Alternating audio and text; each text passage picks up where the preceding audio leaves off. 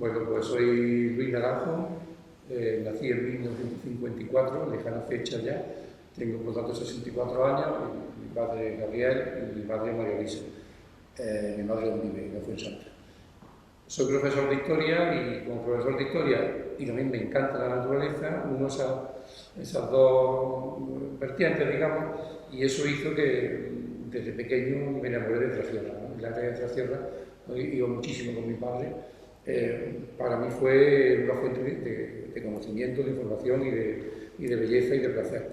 Bueno, pues a partir de mi interés por la memoria histórica y por la naturaleza, y con dos buenos amigos, Manuel Moral y Miguel Carrasco Leiva, pues después de patear aquello mucho y de hablar con gente, hablar con rancheros, pues se nos ocurrió la idea de incorporar, de encerrar en un libro los testimonios de gente en un doble plano. Desde el punto de vista histórico, su vinculación con la guerrilla antifranquista, que fue un fenómeno sepultado por el silencio del franquismo y también de la democracia, pero que fue importantísimo en la zona. Por otro, la quiebra de un mundo, creo que eso fue una idea clave, un mundo que no tenía cercas, que no tenía vallas, que estaban lobos, que había linces, era un mundo donde el hombre tenía una relación laboral con la naturaleza, pero de un equilibrio bastante potente, un poco lo que reivindicamos. Bueno, y a partir de ahí pues salió la idea de escribir este libro con testimonios orales fundamentalmente, pero con el marco histórico, digamos, desde lo que sería los años 40 hasta los años 60. Ese tramo en el cual la Sierra Morena era algo que hoy día se ha perdido para siempre. Bueno, y a partir de ahí pues comenzamos las entrevistas. Entrevistamos al hijo del guerrillero, Félix Ramos Ramita, de varios guerrilleros anarquistas de Villaviciosa. A partir de Abel, de otros compañeros que conocimos hace poco, llegamos a descubrir la famosa cueva del Fato, en la que parece, por los testimonios que tenemos, que estuvo viviendo y escondiéndose el último de Sierra Morena, y su hijo, Félix Ramos, pues, iba a visitarlo, iba a darle comida, y él mismo vivió allí más de un tiempo porque la Guardia Civil lo perseguía. Entrevistamos a pastores, a rancheros, a cabreros, nos contaron historias absolutamente que hoy nos parecen increíbles, de lince atravesando las cabras, de las peleas con los lobos, de la vida cotidiana, de la relación con el agua, de la relación con el monte, de los recursos que utilizaban, del picón, del carbón, de cómo bajaban a Córdoba de vez en cuando, aunque fuera para comprar tabaco, de las redes abiertas de la sierra que habían desaparecido, los viejos caminos pecuarios, los viejos caminos medievales, de su amor por la libertad. Mucha gente nos decía, mira, yo sé que segando en la campiña ganaba más dinero, pero allí había un aperador, había un señorito, y aquí yo cuando quiero me tumbo debajo de una encina o un chaparro, me fumo un cigarrillo y llevo mi ritmo de vida y soy libre. Eso nos lo dijeron más de uno, ¿no? Y también muchos nos dijeron que a pesar de la miseria y del hambre que pasaron, recuerdan aquellos años como un espacio de libertad, y no es romanticismo, es simplemente que vivían así, ¿no? Vivían así, y de hecho, más de un guarda tuvieron que ir la hija por él porque con 80 años, como famoso Urrol de la Corra, no quería irse de allí de ninguna de las maneras, ¿no? Entonces, bueno, ese fue el escenario y un poco la intención del libro, ¿no? El libro se centra fundamentalmente en lo que es el barranco de la Huesa, donde acabaron asesinando el 11 de junio del 47 al Estado Mayor, que tiene una terminología un poco exagerada que usaba la guerrilla, de la tercera agrupación de Villera, que mandaba sobre unos 60 hombres. Y bueno,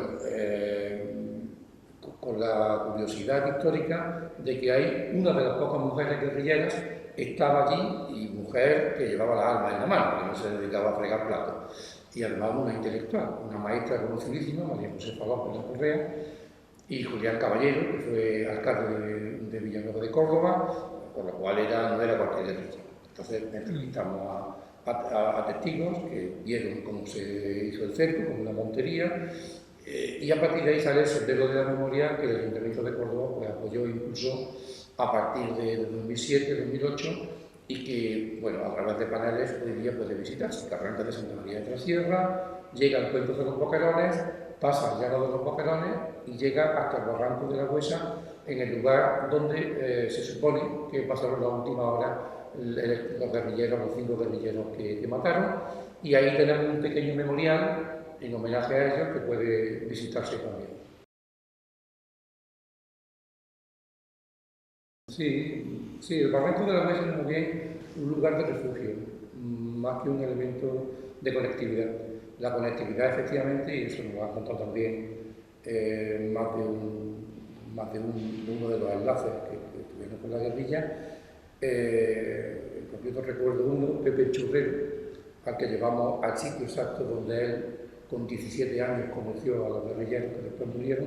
Efectivamente, el Guadiato era un corredor. Y claro, la Umbría de la Porrá y Bar de la Huerta es una parte central de ese corredor, porque conecta con la Campiña, con la zona de Almodóvar.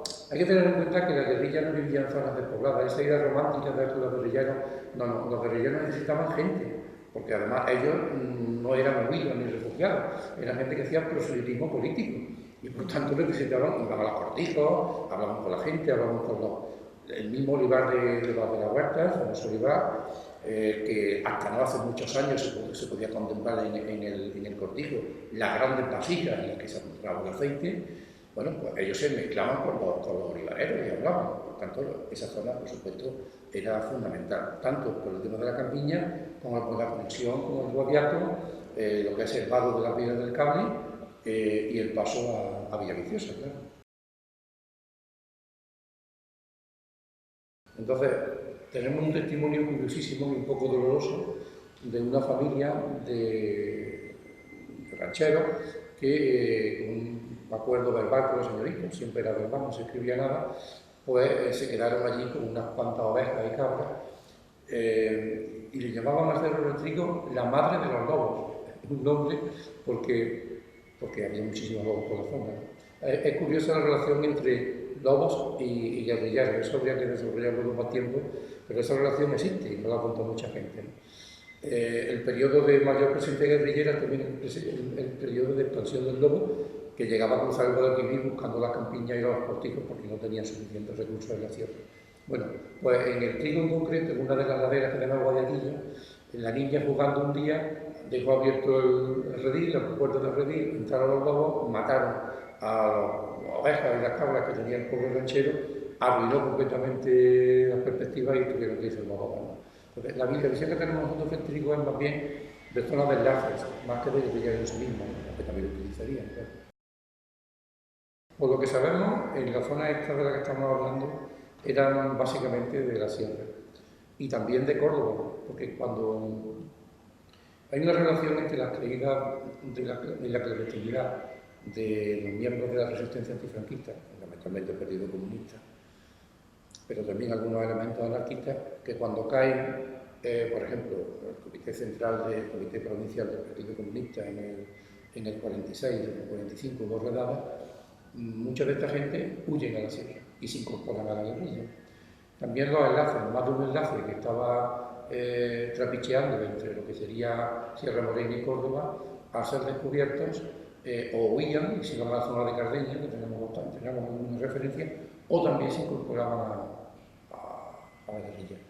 Pero fundamentalmente son Villaviciosa, que fue, digamos, el pueblo que más guerrilleros dio en la zona, y también la parte de Villanueva de Córdoba y Pozo Blanco, porque cuando cayeron los frentes, eso tendríamos que remontarnos al golpe de Estado de Casado, porque cuando se va el golpe de Estado de Casado, ya en marzo del 39, pocos días antes de que se hundiera la República, fruto de ese golpe, se encarcelan a muchos comunistas y algunos anarquistas que estaban en contra. Entonces no le da tiempo de huir hacia Alicante. Es que esta explicación quizás es necesaria. Entonces, cuando se hunden los frentes y entran los franquistas, mucha gente se queda ya totalmente aislada. No puede huir hacia Valencia y Alicante. ¿Qué hace esa gente? Como Julián Caballero Vaca, pues lo que hace es irse a la sierra. Y así es como se forman las partidas guerrilleras. Entonces, básicamente gente de la sierra.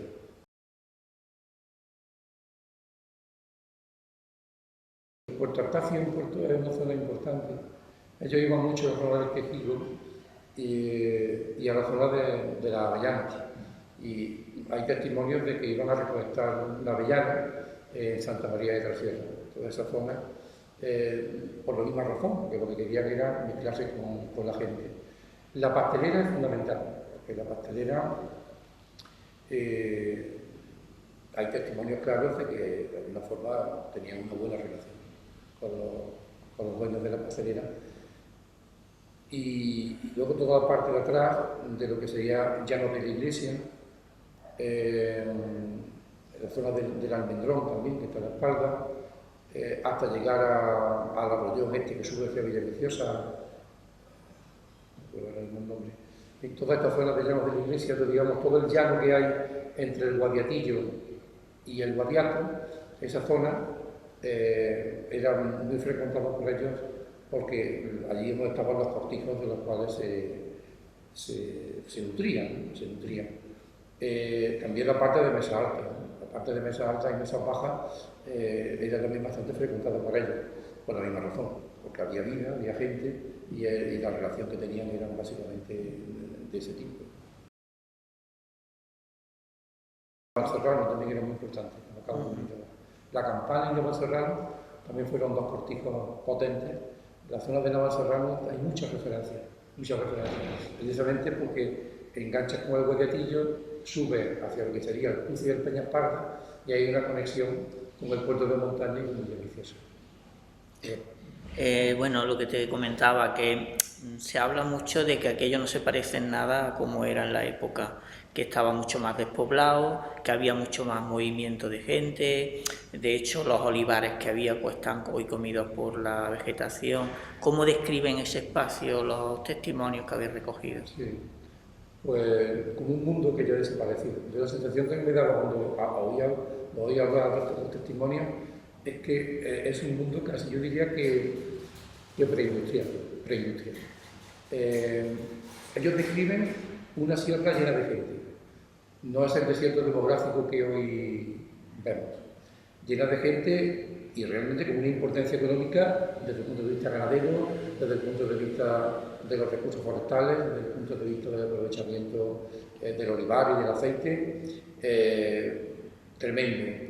Una sierra abierta, que para mí esto es muy importante. Ellos, mucha de la gente que entrevistamos, recuerdo uno creo que era de Posadas, que decía que no salía al campo ya porque se echaba a llorar cuando veía la carretera rodeada de alambradas por la derecha y por la izquierda. Entonces, era una sierra abierta. Y desde ese punto de vista, hacer una sierra abierta permitía precisamente el trasiego de la guerrilla. Muchos de ellos nos decían que hoy día no harían falta guardias civiles para reprimir a la guerrilla, porque con todo el vallado que hay y con el aislamiento demográfico, la guerrilla no hubiera podido existir. Y eso no lo decían ellos, pero yo muchas veces pensaba que era una especie de infierno y de paraíso, porque por un lado era un escenario idílico desde el punto de vista natural y de equilibrio con la naturaleza, pero claro, la estructura de la propiedad lo llevaba muchas veces también a la miseria y al hambre, ¿no? Recuerdo también un testimonio de uno que dice, vivíamos en piojales. Un piojal era el sentido del humor que tenían, negro, el sentido del humor. Cuando más de un ranchero, varios rancheros se juntaban en torno a un punto de agua, que no se agotaba en verano y tenían su pequeño huerto de verano, pues le llamaban piojal, precisamente por la escasa higiene que tenían, ¿no? Ese era el mundo del desierto. Mucho más deforestal que ahora. Esa también es otra cosa que muchos amigos que les gusta el campo les choca, ¿no? Todos los testimonios de la gente que entrevistábamos coinciden en que había muchas zonas sembradas de centeno, de trigo, de cebada, albazales, además habas, los topónimos, garbanzales, y además con buenas cosechas, porque eran tierras que llevaban muchas veces décadas, incluso siglos sin rotularse. Entonces, claro, las manchas de vegetación se circunscribían a lo que son las zonas más empinadas, en laderas, las umbrías famosas, las manchas, donde se monteaba, pero el resto del territorio estaba sembrado. De hecho, desde la sierra hasta el Guadiate, uno de los testimonios que nos acompañaron, hablaba, aquí no había monte, aquí lo que había era esos espacios sembrados. Eso también es importante que lo recordemos.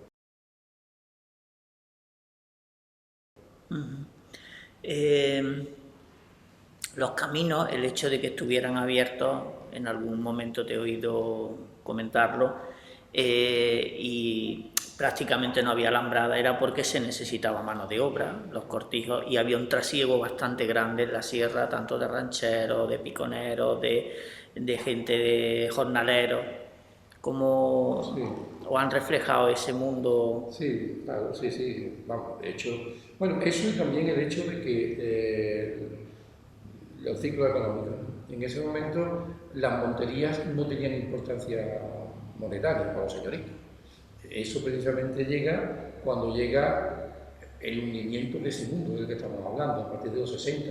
La inmigración es muy importante. Cuando la gente empieza a emigrar masivamente a Alemania, se despobla el campo y los propietarios miran hacia la casa mayor como una fuente de recursos muy cómoda para ellos. Entonces empiezan las grandes mallas. Claro, evidentemente en los 40 no es que fueran, digamos, más sensibles los propietarios, los señoritos, simplemente que efectivamente el ciclo económico del momento exigía que fuera un territorio abierto, por el trasvase de mano de obra, iban de unos pueblos a otros, pero también por el trasvase de mercancías. Eran, como decía Eduardo Galeano, ¿no?, las venas abiertas de América Latina, pero las venas abiertas de Sierra Morena. Y por esas venas abiertas pensamos en la piedra del cable y los guadiatos, ¿no? Ahí era un cestón que había, según nos contaron, una especie de maroma, y ahí cruzaban los quesos, las cabras, en fin, lo que eran los recursos que iban después a los mercados de cultura. Claro, eso explica por qué no hacían falta mallas y por qué estaban abiertos los caminos. ¿Cómo lo llevaban los guerrilleros y la gente que se movía cuando subía al río? Porque el Guadiato tenía puntos de crecida. ¿Cómo han contado que se movían para poder pasar ese curso? Sí, pues se quedaban aislados. Eso nos lo comenta este que he dicho antes, José Churrero, que después se dedicó a tener readas de perros y acabó de churrero en Posada, de en moto. Pues ya ha muerto. Efectivamente, la piedra del cable se usaba precisamente en ese momento. Cuando el vado que había en el molinillo, en la zona del molinillo no se podía usar, entonces tiraban de la maroma que había en la piedra del cable, donde actualmente el puente de los Boquerones, y por ahí cruzaban las personas también montadas en esa gran cesta, como queramos llamarla. Evidentemente, cuando las crecidas del Guadiato, que además no tenía todavía regulación desde el punto de vista de los pantanos, se producían, pues los guerrilleros tiraban más hacia Villaviciosa.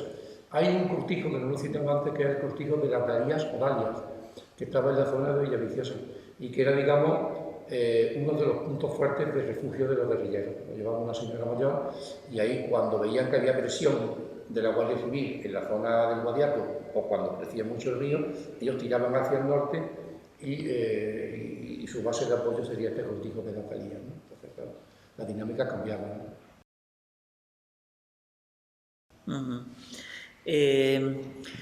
¿Cómo era la relación entre la Guardia Civil y los jornaleros en ese? Porque me han contado que tú no podías andar por la sierra si no tenías un permiso de la Guardia Civil para poder andar por la sierra. Sí, salvoconducto, sí.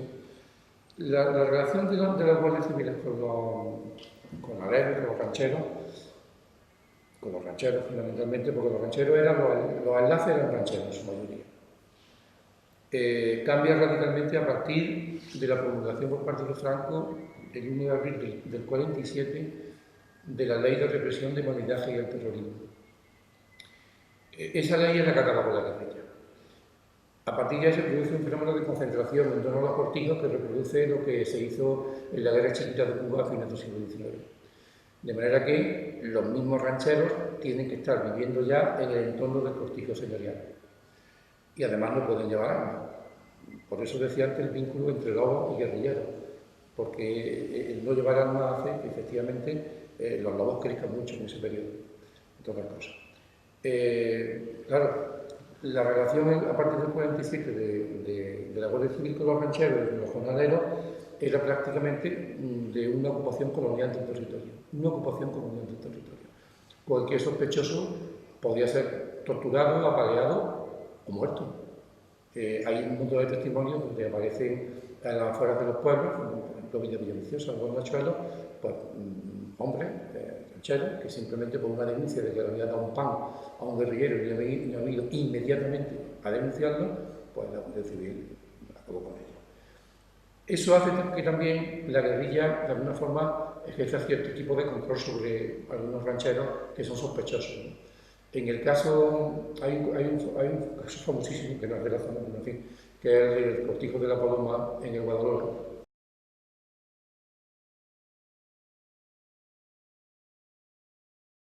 De la ley 47, la ley de bandidaje y terrorismo supone la muerte de la guerrilla y la aplicación de la ley de fuga a los enlaces que eran básicamente rancheros y pastores, más que jornaleros. Entonces, claro, luego está la contrapartida, ¿no? Que es lo que acabamos de hablar. La contrapartida hace mucho daño, pero quizás no tanto como nos creamos. Yo recuerdo un testimonio, no sé quién me lo contó ahora mismo, que dice, no, nosotros sabíamos perfectamente quién era. Cuando llegaba la contrapartida, mi mujer le ponía un plato de, porque además te lo pedía, un plato de miga, lo que sea. Dice, y nos fijábamos en 3 cosas. El hambre porque comían. Dice, si comían tranquilos eran guardias civiles. Las manos. Llevaban las manos y veían si eran manos de... Dice, y el olor. El guerrillero lo olía como el guardia civil. Entonces, a nosotros no nos lo daban con queso. Y yo creo que eso es verdad, ¿no? Pero a pesar de eso, claro, a la guerrilla no se acabó con ella directamente cargándose a los guerrilleros, sino atacando precisamente a los enlaces a partir de esta ley que estamos diciendo. Pero quizás todavía más, yo diría que más cruel para los guerrilleros fue la relación de los guardias civiles con los guardas. Por eso los guerrilleros no buscaban el enfrentamiento con los civiles, frente a lo que mucha gente piensa, porque no podían enfrentarse a ellos, pero sí a justicia, vamos a llamarlo así, o matan, como queramos decir, a más de un guarda. Estoy recordando, por ejemplo, al Bigotes y al Patacortas, que los colgaron en el Guadalhora, y también en la zona que estamos hablando de la Valserrano, como algún muerto, porque los guardas sí le hacían daño a los guerrilleros, conocían la zona, y también los furtivos. El tema de los furtivos es curioso, porque los furtivos en muchos casos la Guardia Civil los compraba dándole licencia absoluta para cazar donde quisieran, y los furtivos eran muy peligrosos, porque avistaban a los guerrilleros e iban directamente a la Guardia Civil. Entonces, la guerrilla mata a varios guardas y mata a más de un furtivo. Mientras que los enfrentamientos directos con los guardias civiles son escasísimos y siempre buscados por la Guardia Civil y no por la guerrilla.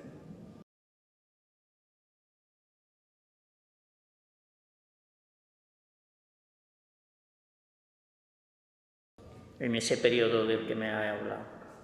Antes de lo del barranco de la Hueso, la muerte del 47.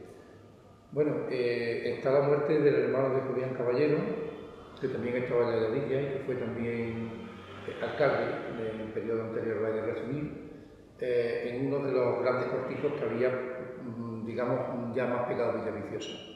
Ese fue un hecho muy luctuoso que se produjo porque la guerrilla rompió su propio código de actuaciones, ¿no? Que era cuando iban al mantenimiento a un cortijo, nunca regresar después. Sin embargo, en este caso lo hicieron, fue un exceso de confianza y murieron. Y murió el hermano de Julián.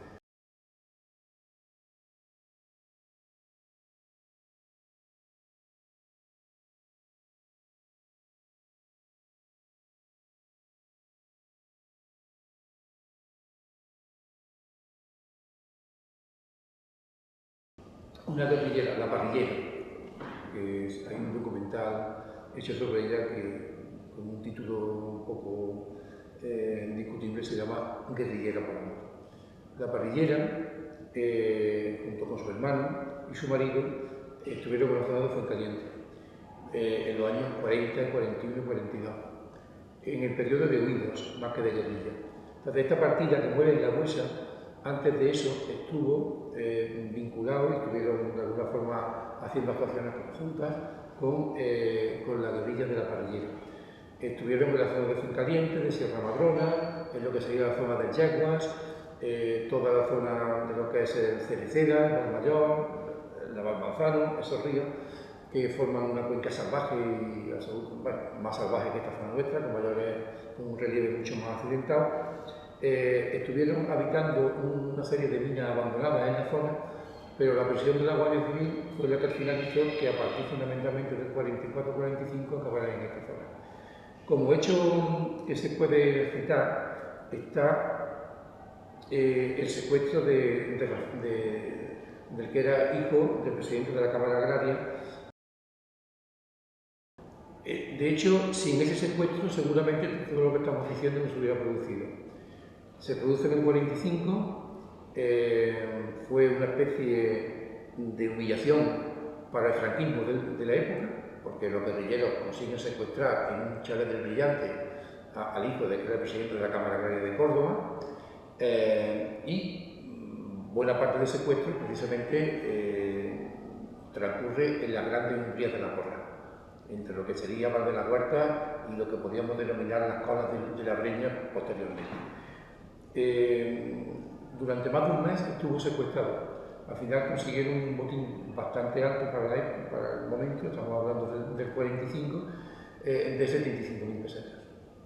Vinieron legionarios, civiles, falangistas, les pasaron pisando los talones, muchas veces estaban ocultos en los marronos o en los lenticos y pasaban por allí, pero no consiguieron encontrarlo. Y con ese dinero nació lo que es el Estado Mayor y toda la agrupación guerrillera. De manera que se llegó a tener un periódico de guerrilleros que se difundía por la zona e incluso durante un breve periodo de tiempo una pequeña emisora de radio que también funcionó en la zona. Fue el periodo de esplendor de la guerrilla hasta el punto que se llegaba a cobrar peaje, podríamos decir, a algunos coches de señoritos que pasaban por la zona o incluso algunos autobuses también de línea, ¿no? Este fue el periodo que duró desde este secuestro de Salinas hasta el 47, en el que se promulga esta ley que te mencionaba antes, y cuando muere el Estado Mayor, la guerrilla en la Sierra de Córdoba comienza una descomposición rapidísima que lleva a que en los años 50 prácticamente ya no exista actividad guerrillera en la zona.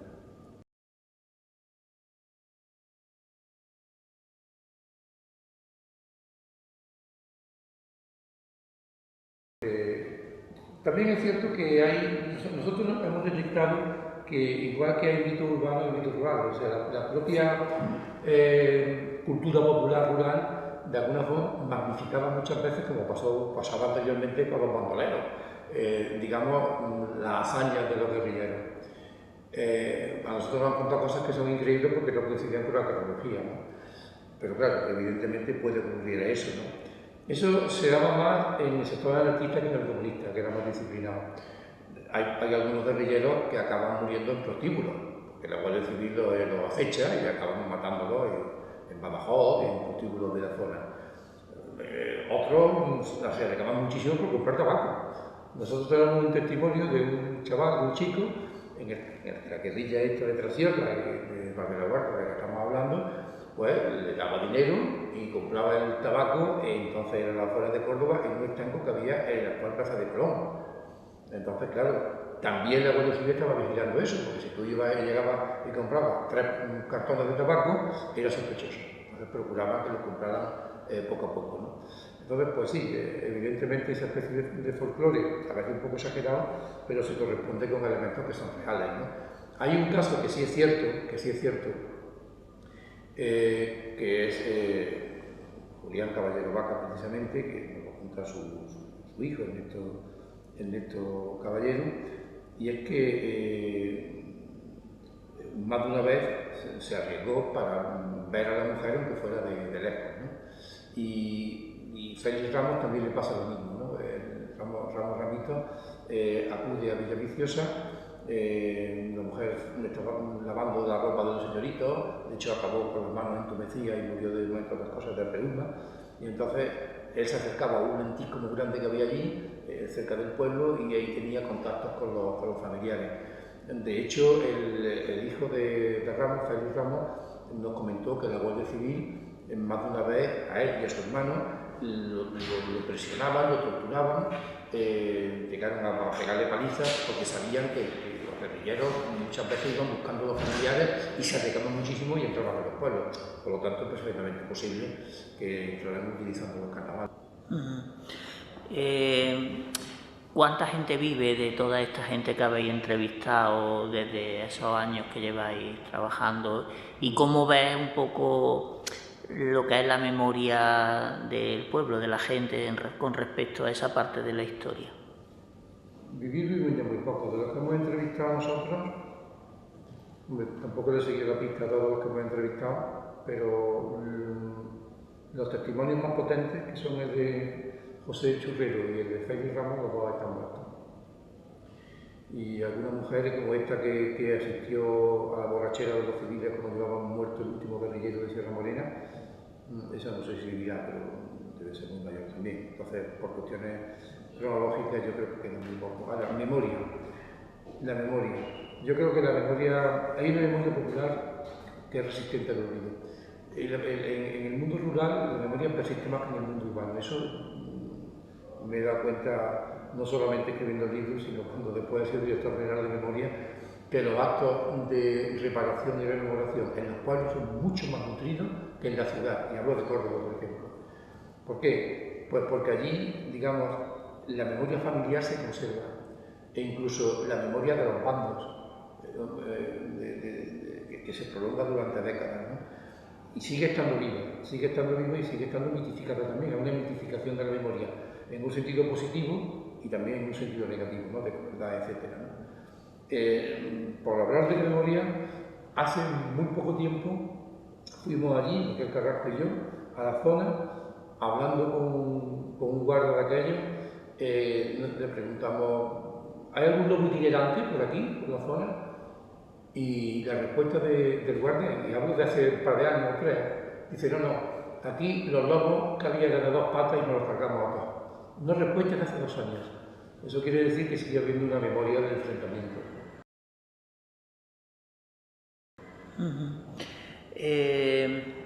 ¿Ves que se ha hecho suficiente poniendo en valor lo que ha sido ese recorrido que habéis llamado el Camino de la Memoria? ¿O quedan muchos sitios, por ejemplo, Val de la Huerta, la cueva esta de la Porrada, y elementos que han jugado un papel y además no solamente durante la guerra, sino anterior y posterior incluso, ¿no? Sí, queda mucho por hacer en el Barranco de la Huesa, en la Porrada, en Val de la Huerta, en Trasierra, como en el resto de Andalucía, La memoria ha estado sepultada por el paso de la transición, fundamentalmente. El lugar de memoria, eso sí es un hecho importante. Conseguimos que fuera el lugar de memoria y en la plaza de Trasierra, y de eso yo me siento muy contento, porque colaboré con ellos, en la misma plaza de Trasierra tenemos un panel donde oficialmente se recuerda a los guerrilleros y a los enlaces muertos. El sendero de la memoria, el ayuntamiento lo cuida, pero no lo suficiente. Se han repuesto varios paneles porque había actos de salvajismo, lo han cortado con una sierra mecánica, 2 de ellos, han disparado sobre paneles también. Eso enlaza con la pregunta anterior de que sigue habiendo un conflicto de memorias en la sierra, pero se han repuesto. Pero claro, hace falta más difusión, más puesta en valor. Hay que introducir el sendero en el catálogo oficial de senderos de la memoria del Junta de Andalucía y eso tiene que pedirlo al ayuntamiento porque el sendero es del ayuntamiento. Esperemos que lo hagan. Y a partir de ahí darle más difusión porque la intención nuestra cuando hicimos aquello es que las nuevas generaciones sean las que vivan, experimenten y conozcan cuál era la vida en la Sierra de Córdoba en los años 40 y 50, incluyendo la guerrilla, que era un elemento más, Y ese es el sentido del sendero va más allá de la guerrilla, del sendero, por eso los paneles son temáticos. Se habla de los rancheros, se habla del monte mediterráneo, se habla de la fauna, se habla del agua, se habla de los puertos de montaña, porque lo que intentamos es reproducir el mundo de la época, ¿no? Esa es la idea. Claro que se puede hacer mucho más.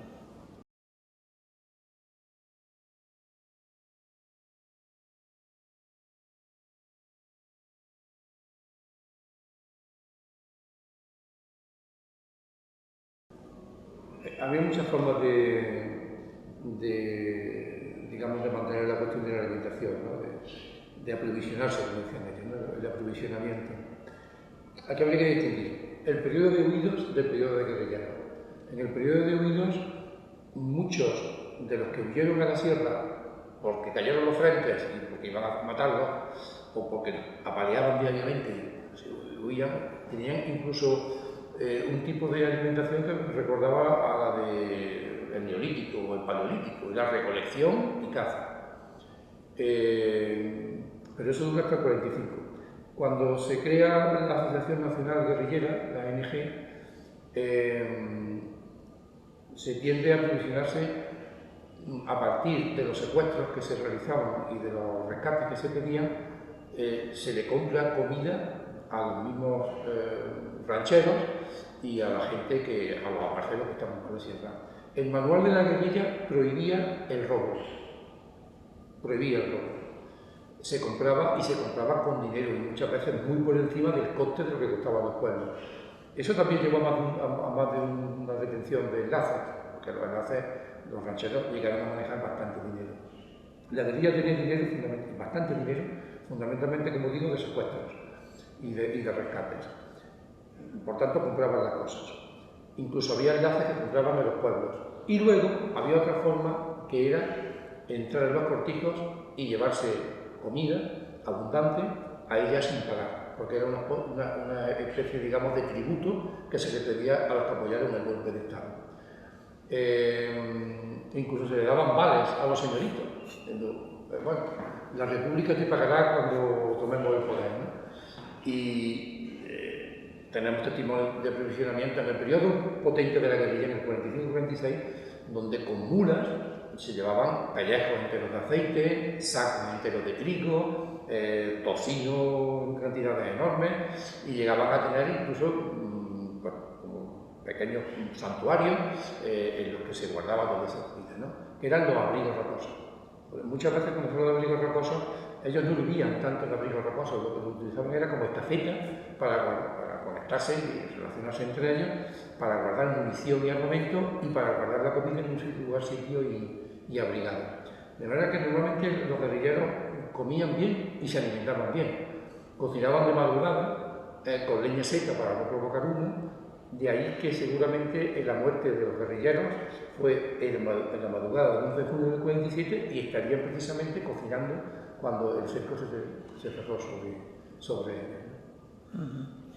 Y para terminar, el equipo que habéis trabajado, háblanos un poquito del equipo y cada uno qué es lo que ha aportado dentro de ese trabajo de investigación. La verdad que hemos sido un equipo bastante complementario, ¿no? Porque, bueno, por un lado, Manuel Moral pues, ha aportado su inmenso conocimiento del terreno y de los habitantes del terreno, de los serranos. Muchas entrevistas hubieran sido imposibles sin él, que él era un poco la llave que había la confianza en los que entrevistábamos. Desde ese punto de vista, pues, en fin, un papel absolutamente indispensable. Miguel Carrasco es un buen especialista, un gran especialista en cuestión ornitológica, fundamentalmente aves y fauna, en lo que sería la etiología, lo que sería el comportamiento animal, y desde ese punto de vista ha aportado también la parte del libro en el cual se habla de cómo se reconstruye la fauna de la zona de Val de la Huerta y de todo lo que sería el Valle Medio del Guadiato. Su papel es absolutamente fundamental, ¿no? Bueno, y yo estoy un poco como coordinador y aportando el marco histórico como profesor de historia, ¿no? En fin, yo creo que, bueno, y Agustín Carrasco Leiva, que también participa en el libro, que aporta la parte literaria. Hay una especie de apéndice en el cual, de hecho, el último panel que tenemos, que está en el Puente del Guadiato, en los Boquerones, hay un poema dedicado a la guerrilla y al Cerro del Trigo, y ese poema lo escribe Agustín, ¿no? Que es un equipo interdisciplinar que de alguna forma nos complementamos, yo creo que bastante bien, ¿no? Aparte de que somos muy buenos amigos.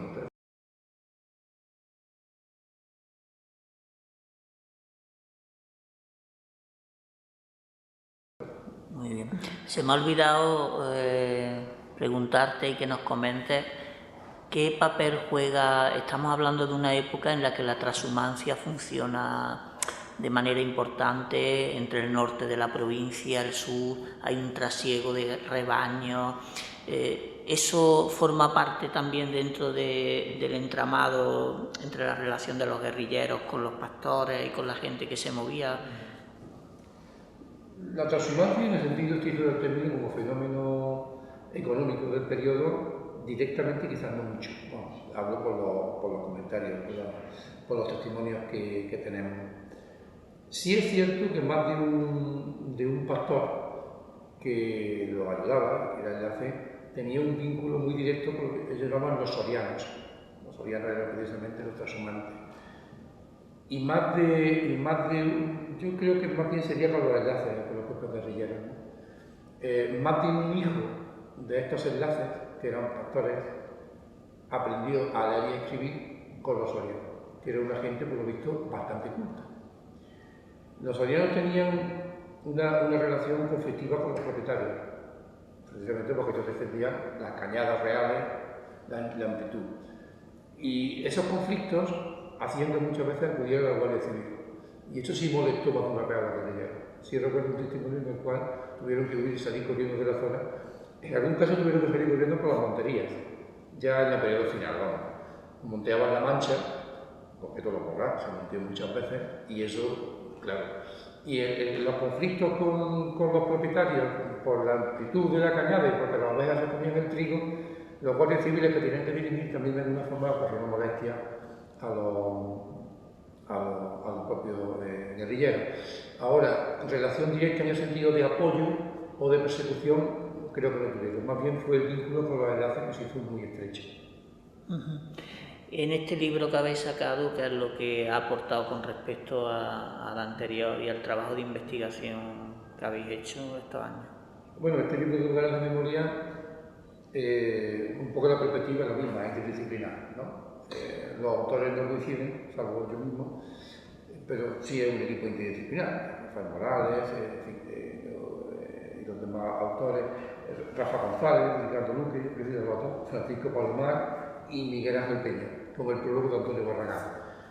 Perspectiva interdisciplinar, que creo que es fundamental. Bueno, y aquí lo que hemos intentado hacer es abrir un poco el foco, de manera que ya no se habla de la huesa, sino que se habla de aquellos lugares de memoria que están presentes todavía en la memoria colectiva de los cordobeses y cordobeses.